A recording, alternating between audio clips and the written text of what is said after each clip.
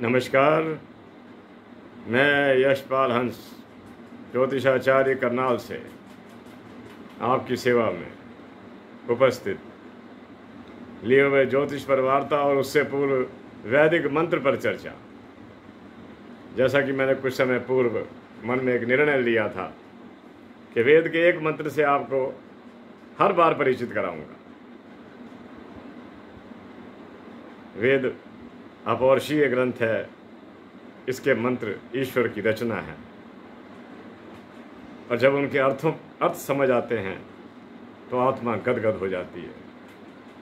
मेरे प्यारे बंधुओं, आज मैं उस मंत्र को ले रहा हूँ जिसे हमारे काल के अंदर, आज के काल के अंदर और हमेशा एक बड़ा अति महत्वपूर्ण मंत्र के रूप में लिया जाएगा और लिया जाता है।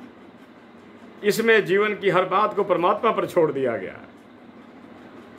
कुछ नहीं मांगा गया, सब कुछ मांग कर भी कुछ नहीं मांगा गया। मैं उस पर चर्चा करूंगा। ये 2 वेदों में आता है मंत्र और किसी न किसी अन्य रूप के अंदर कई वेदों, 4 वेदों में ही लग जाता है। अब मैं उसका आपको पहले मंत्र बोलता हूं, आप उसे सुनिए, उसका मैं अर्थ करता हूँ। उसके बाद मैं ग्रहों पर भी चर्चा कर दूंगा। वो मेरे कोई कठिन काम नहीं है। जीवन बीत गया, लंबा जीवन बीत गया, ईश्वर की असीम कृपाओं से बीत गया और मैं आपसे यही कहता हूँ कि आप हमें आशीर्वाद दिया करो कि हम सक्षम हो इस बात के कि जो हमने थोड़ा बहुत प्राप्त किया उसको बांटते रहें। आपको आनंद आएगा। ध्यान से सुनना।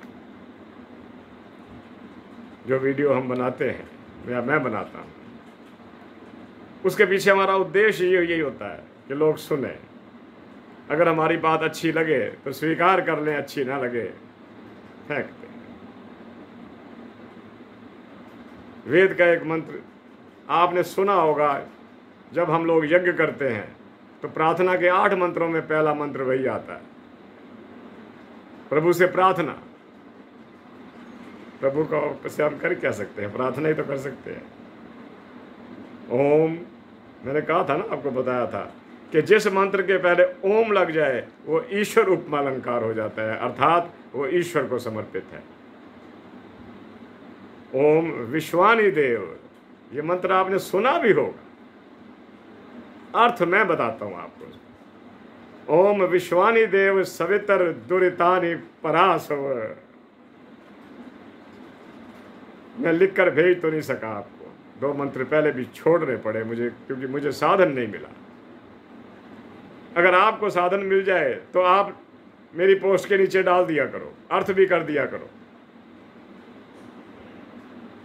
ओम विश्वानी देव सवितर दुरितानि परासव। विश्वानी देव कहते हैं, हे सकल जगत के उत्पत्ति करता, समग्र ऐश्वर्य युक्त परमेश्वर।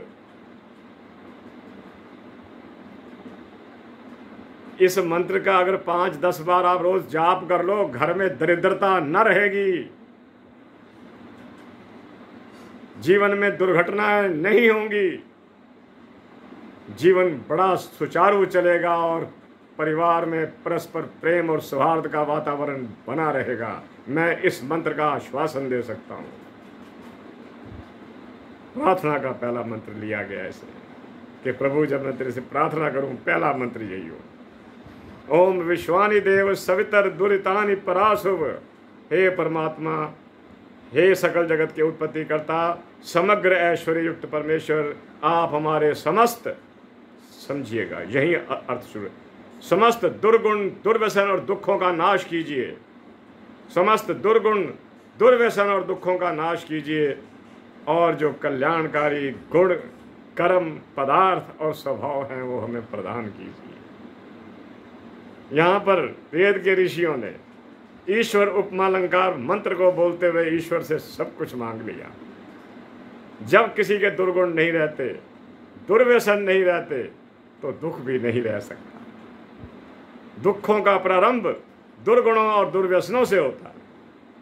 हे सकल जगत के उत्पत्ति करता, समग्र ऐश्वर्य युक्त परमेश्वर, आप हमारे समस्त दुर्गुण, दुर्व्यसन और दुखों का नाश कीजिए, और जो कल्याणकारी गुण, कर्म, पदार्थ और स्वभाव है वो हमको प्रदान कीजिए। मंत्र फिर बोलता हूँ, याद रखिएगा, 10 बार 11 बार इसे प्रातः रिपीट कर लीजिएगा, बोलते रहिएगा। मैं विश्वास के साथ कह सकता हूँ ये मंत्र बहुत प्रिय है, ऋषियों को बहुत प्रिय था। अगर ऋषियों को प्रिय है तो ईश्वर भी सुनेगा। ओम विश्वानि देव सवितर दुरितानि पराशुभ यद भद्रम तन्नाशुभ। अर्थ फिर कर देता हूँ, हे सकल जगत के उत्पत्ति करता, ये सकल जगत उसी की उत्पत्ति है। ये सौर मंडल, ये तारा मंडल, सूर्य का उतरना चढ़ना, सूर्य उतर रहा है, ठंडा हो रहा है, फिर गर्म होने के लिए, अगले दिन फिर चढ़ेगा। जब उतरता है तो किसी और देश में चढ़ता है। वाह रे प्रभु, तेरा विज्ञान, प्रणाम तेरे को मेरे मालिक। हे मालिक तेरे को प्रणाम, तूने हमारे शरीर कैसे बना दिए। कुछ दिन मैं रोगी रहा, मुझे ज्ञात हुआ कि परमात्मा तेरा साइंटिफिकल बनाया हुआ ये शरीर जरा सा भी कहीं हमसे चूक हो जाए, कुछ गलती हो जाए, कैसी यातना देता है मेरे मालिक। धन्य हो मेरे मालिक। प्रभु तेरे अलावा किसी का जपन मैं कैसे कर सकता हूं, तेरे से तो कोई सीनियर है ही नहीं। सकल जगत की उत्पत्ति करता, समग्र ऐश्वर्य युक्त परमेश्वर, आप हमारे समस्त दुर्गुण, दुर्व्यसन, दुखों का नाश कीजिए, दुखों का नाश कीजिए, और जो कल्याणकारी गुण, कर्म, पदार्थ और स्वभाव है। नहीं मांगा उसने कुछ, अपनी तरफ से कुछ नहीं मांगा कि मुझे धन दे, ये दे, वो दे, कि जो तेरे को अच्छा लगे परमेश्वर वो मुझे दे। और जब परमेश्वर को अच्छा लगता है वही हमारे लिए कल्याणकारी है। 7 मिनट हो गए, अगर 50 मिनट भी हो जाएं तो मैं इस पर बात करने को तत्पर हूँ, लेकिन इतनी लंबी करता नहीं क्योंकि लोग सुनते नहीं, समय नहीं होता। आज हर व्यक्ति अपने ही किसी न किसी कारणों में बंधा हुआ है। भगवान करे हम अपने कारणों में बंधे रहें, धन आदि के स्रोत बने रहें, लेकिन थोड़ा सा समय हम उसका धन्यवाद जरूर करें। मैं एक ऐसे व्यक्ति का नाम मैं बताता हूँ ना, मैं नाम किसी का नहीं लिया करता। मेरे पास जो पुस्तकों का एक छोटा सा पुस्तकालय है मेरा, उसमें बहुत महान व्यक्तियों की, भारत के एक महान व्यक्ति जिसे कौन नहीं जानता विश्व के अंदर, वो एक दिन, वो रोज जब सोने लगते थे तो परमात्मा का धन्यवाद करते थे, जब उठते थे तो परमात्मा से कहते थे कि परमात्मा मेरा दिन कल्याणकारी हो, मेरा दिन अच्छा गुजरे। हमें भी कहना चाहिए। और जब रात को सोते थे तो परमात्मा का धन्यवाद करके सोते थे कि परमात्मा चाहे दिन कैसा भी गुजरा हो, धन्यवाद तो करना ही करना है, क्योंकि हमने उस दिन भोजन भी किया, उसकी हवा में से सांस भी लिया, हमने उसका दिया हुआ जल भी पिया, इसलिए धन्यवादी तो हमें होना ही पड़ेगा। वो उस दिन सोने से पहले उनका प्रभु का धन्यवाद करना भूल गए। रात को 2 बजे उठे और रो रहे थे। उनके साथ जो लोग थे, शायद उनकी धर्मपत्नी भी हो, कहती रो क्यों रहे हो? कहते मैं आज बहुत शर्मिंदा हूं, मैं उस महामहिम परमेश्वर का धन्यवाद किए बिना सो कैसे गया, इसलिए रो रहा, प्रायश्चित कर रहा हूं। हम जिस भी स्थिति में रहें, निर्धनता में रहें, अमीरी में रहें, गरीबी में रहें, फकीरी में रहें, खुशहाली में रहें, कंगाली में रहें, धन्यवाद तो फिर भी करना है, क्योंकि हम उसकी बनाई हुई उस उत्पत्ति का प्रयोग कर रहे हैं। सब्जी भी खाते हैं तो उसी की बनाई हुई है, अनाज भी खाते हैं तो उसी का बनाया हुआ है, सांस भी लेते हैं तो हवा उसी की बनाई हुई है, अगर देखते हैं तो सूर्य की रोशनी भी उसी की दी हुई है। धन्यवाद तो करना ही है, हर स्थिति में करना। विश्वानी देव का ये मंत्र पूरा करता हूँ। फिर सुना दूं एक बार। ओम विश्वानि देव सवितर दुरितानि परासुव यद भद्रम तन्नासु। जो तेरे को अच्छा लगे वो मुझे दे, जो मेरे लिए कल्याणकारी हो वो मुझे दे, जिसको प्राप्त करके मैं सुखी हूं वो मुझे दे। मैं अपनी तरफ से कोई याचना नहीं करता, मैं उसी पर आश्रित हूं जिस पर तू मुझे आश्रय दे प्रभु। प्यारे बंधुओं, मंत्र की चर्चा यहीं ख़त्म करता हूँ। याद रखिएगा, ये मंत्र आपको बहुत कुछ दे सकता है। वेद के मंत्र निरर्थक नहीं है, इनके पीछे गहन रहस्य छुपे हुए हैं। जो लोग अनुभूति कर लेते हैं रहस्यों की, वही प्रभु को पा जाते हैं। प्रभु को पाना सबसे सरल है, थोड़ा सा उसके पीछे लगना पड़ता है। कई बार उठता हूँ, माँ के स्वरूप के नीचे बैठता हूँ, यहीं से शक्ति मिलती है, यहीं से बोलने का साहस होता है मेरे को, और यहाँ बैठकर मुझे चीज़ें याद भी आती हैं। मैं कहूँ, माँ तो वास्तव में बुद्धि की देवी है। कई बार निकल जाता हूँ, बाहर देखता हूँ, क्यारियों में देखता हूँ फूल लगे होते हैं, सोचता रहता हूँ कि फूलों तुम्हें सुगंधी कौन दे गया, तुम्हें रंग कौन दे गया। वही याद आता है, चित्रम देवानाम मुद्गादनिकम, वो विचित्र कारीगिरी वाला सब कुछ कर गया। अगर याद ही करना है तो उस विचित्र कारीगिरी वाले को करो, उससे बड़ा कोई नहीं। दिखाई देता नहीं, लेकिन फिर भी हर चीज में दिखाई देता है, कोशिश कीजिए। नमस्कार। ज्योतिष की एक दो बातें आपसे करके आज की वार्ता को समाप्त करता हूं, क्योंकि 12 मिनट तो यही हो गए। पता नहीं आप वीडियो देखोगे भी कि नहीं मेरा। मैं आज सोच रहा था कि वैसे तो जब भी आता हूं पता नहीं कितना वीडियो बन गया होगा, 200-300 तो होंगे ही होंगे जो आप तक पहुंचे होंगे, सुने होंगे। कोई आपको अच्छा लगा, कोई लाइक दिया, नहीं दिया, कोई सब्सक्राइब किया, मुझे कुछ नहीं फर्क पड़ता इन चीज़ों से। एक कोशिश होती है कि अगर बोला हूं तो कोई सब्सक्राइब कर दे, मैं बोला हूं तो कोई लाइक दे दे। दोगे तो कृपा, नहीं दोगे कोई गिला नहीं। मेरे प्यारे बंधुओं, आज मैं चर्चा करता हूं चंद्रमा पर, फिर कर रहा हूं, शायद 10वीं बार कर रहा हूं। चंद्रमा हमारे मन का स्वामी है। जिसकी कुंडली में चंद्रमा क्षत विक्षत हो जाए, मन की शक्ति को खींच लेगा। खींचने का मेरा अभिप्राय ये नहीं कि वो अपने पास रख लेगा, बिगाड़ देगा, टेंशन में ले आएगा। व्यक्ति उन बातों पर तनाव करेगा जिनका कोई तनाव बनता नहीं है। चंद्रमा लगन में अगर शनि के साथ बैठ जाए, व्यक्ति महान क्रोधी होगा, दूसरों की कमजोरियों को याद रखने वाला होगा, और अपनी कमजोरी उसे कभी दिखाई नहीं देगी। वो अपने आप को कहेगा मेरे जैसा तो कोई है नहीं। अगर चंद्रमा के साथ शनि बैठ जाए, यही स्थिति चंद्रमा के साथ अगर राहु लगन में बैठ जाए, वो व्यक्ति तनाव तनाव और तनाव ग्रस्त होता चला जाए। अगर महाराज चंद्रमा दूसरे भाव में, राशि की बात नहीं कर रहा, आज मैं ग्रहों की बात कर रहा हूं, हमेशा ही ग्रहों की बात करता हूं। दूसरे भाव में अगर चंद्रमा बैठे, ये व्यक्ति को बोलने की अभूतपूर्व ताकत दे देगा। लेकिन वो सच बोले या झूठ, ये उसकी राशि देखनी पड़ती है। अगर वो बुध की राशि में बैठ गया तो जोक्स एटसेट्रा यही कुछ करता रहेगा। अगर वो शुक्र की राशि में बैठ जाए तो अनमैनर्स जोक करेगा। तीसरे घर का चंद्रमा अति कल्याणकारी होता है, ऐसे व्यक्ति चरित्रवान होते हैं। चौथे घर का चंद्रमा व्यक्ति को सुख देता है।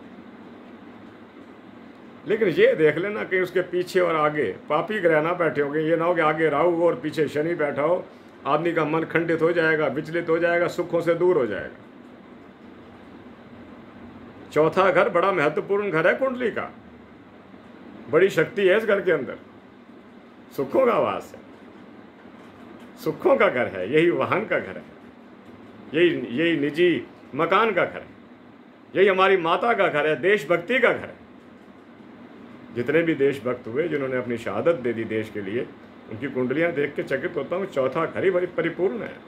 ग्रह ज़्यादा हो ना हो इसका कोई सवाल नहीं है, सवाल यह है कि ग्रह कौन सा किस स्थिति में बैठा हुआ है। 5वें घर का चंद्रमा व्यक्ति को स्वभाव तो बहुत अच्छा देता है। ऐसे व्यक्ति प्रेम प्रसंगों में बहुत ज़्यादा पड़ जाते हैं, कई बार शादी भी अपनी इच्छा से करते हैं। 6ठे भाव का चंद्रमा किसी बालक की कुंडली में हो, हमें यह देखना पड़ता है कि कहीं उसे दूध पीने से नफरत तो नहीं है, कहीं उसका खान पान ठीक तो नहीं है या गलत तो नहीं है। थोड़ा ध्यान रखिएगा। मैंने चंद्रमा का दान आपको बताया हुआ है, दूध का दान और नमक का दान लंगरों में कीजिए, सुख मिलेगा। 7वें घर का चंद्रमा अगर कहीं शनि के घर में बैठ जाए, व्यक्ति के विवाहित जीवन को दुखी कर देगा, कुछ भी हो सकता है। कुंभ राशि पर तो खास तौर पर देखा जाता है। मैं ग्रंथ में पढ़ रहा था कि कुंभ राशि शनि कोई 2 राशियां होते हुए भी मकर से ज़्यादा कुंभ प्यारी है। तो ये अगर कुंभ में चंद्रमा बैठे, कुछ भी हो सकता है दाम्पत्य जीवन के अंदर। 8वें भाव का चंद्रमा वाले व्यक्ति को पानी से भय लगता है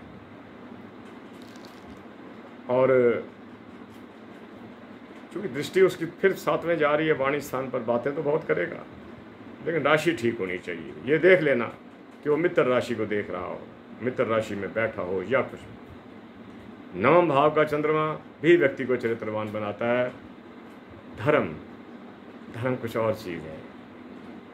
धर्म का मतलब है दूसरों से प्यार, विश्व के साथ प्रेम,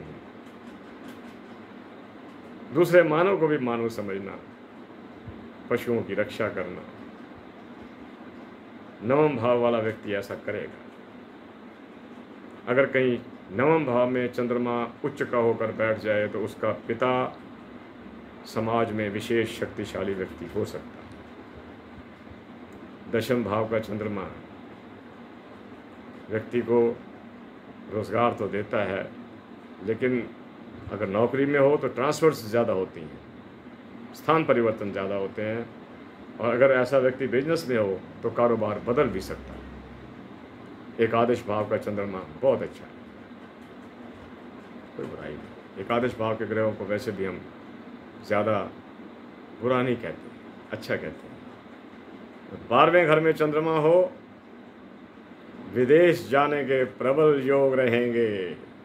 7 समुद्र पार की यात्राएं हो सकती हैं, वीज़े लग सकते हैं। लगन में बैठा हुआ अकेला चंद्रमा व्यक्ति को सुंदर भी बनाता है, प्रतापी भी बनाता है। उसके जीवन के कई काम चंद्रमा स्वयं करता है। इसी के साथ जल्दी फिर मिलने की कोशिश, क्या तो देता हूँ, कई बार आ ही नहीं सकता। जल्दी फिर मिलने की कोशिश करता हूँ। ईश्वर आपको सुख दे, कल्याणकारी जीवन दे, धन और ऐश्वर्य की कोई कमी ना हो। ये धन और ऐश्वर्य शब्द मैं बोलता रहता हूँ, ये भी वेद के मंत्रों के शब्द हैं। धन और ऐश्वर्य, संतानें आज्ञा में हो, परस्पर भाईचारा बना रहे, प्यार रहे। प्यार इस पृथ्वी का आधार है, ये भी वेदों का एक वाक्य है। सर श्रीमान 20 मिनट होने को आ रहे हैं, सुनिएगा, अच्छा लगे सब्सक्राइब कीजिएगा। अब हम जीवन के उस क्षेत्र में पहुंच गए हैं जहां हमारे दर्शक ही हमारे जीवन का आधार है। आपके कमेंट्स हमें बड़े प्यारे लगते हैं। इसी के साथ मैं करनाल से यशपाल हंस साहब से आज्ञा चाहता हूँ। जय जगत, जय भारत, नमस्कार।